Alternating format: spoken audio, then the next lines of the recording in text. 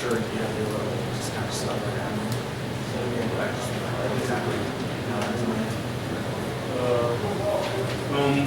We just, you know, didn't keep our composure. We would have just played a solid game without any distractions. We were right in the game because we were in the game. We were cutting the 6 at one point. So, just little things we can work on. Like I said, it's always in our control. We just gotta just be ready for crazy. We can't let that one slip away. Like you said, the game really changed early when Chris was ejected. How much did that change things? Because they obviously were taking big breaks in the game because he was kind of.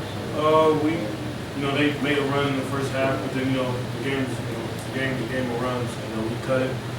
You credit them. They made a lot of shots.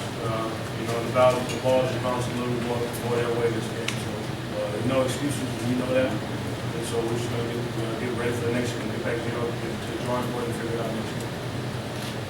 Tom, usually you guys defensively, big strength. Getting some good ones done. They shot close to 57% of this. They're a good team, but they tough shot. They like to take a shot. We got a lot of people there, so they're just slipping on defense. We got to get back in. How hard is this, I guess, to figure out right now? Because I don't know if one of the best games of the season. To have that like this, I mean, everybody just kind of stunned right now. Nice voice. We're talking about a lot. We talking about when we just say, let the game slip, everybody take the podium, or we regroup, get up together, get it ready. Coach. Hey, the student athletes. All right, thanks, guys. We'll start with a statement from Coach and then take questions. First just want to commend Butler for playing a good game from start to finish, as they have for most of the season. So we weren't surprised with their cohesive and sound approach, sustained their effort and execution throughout the entire game. With that said, we were disappointed with our boys, our composure, in a tough environment. Field house. It's a good team, but we did not answer the bell. And other than Felix Balabu, there's really not a bright spot that I can amplify. So disappointed with the loss of boys' composure. Now we got to get ready for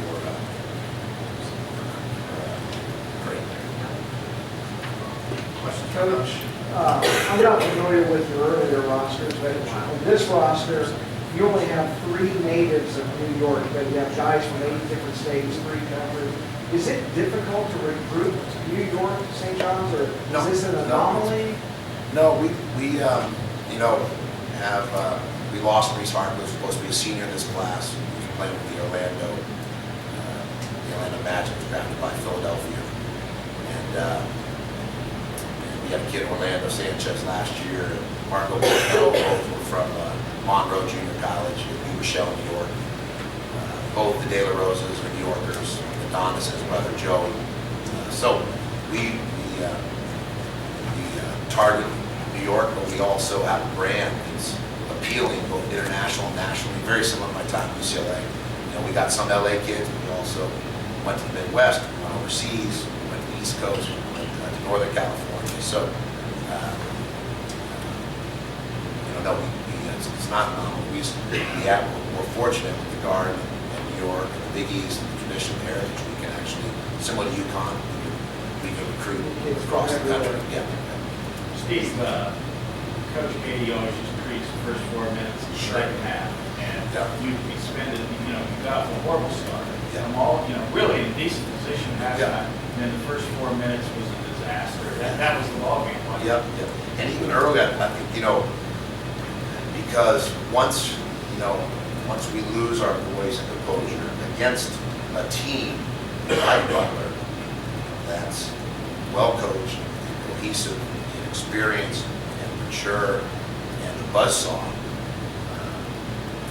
You can't afford to be down a man, particularly when it's Chris O'Beck, who's our anchor defensively, protects the rim. So, what I was most disappointed with was in a tough environment against a really good team.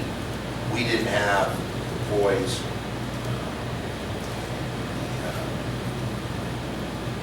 the mindset that it takes to be successful to win on the road.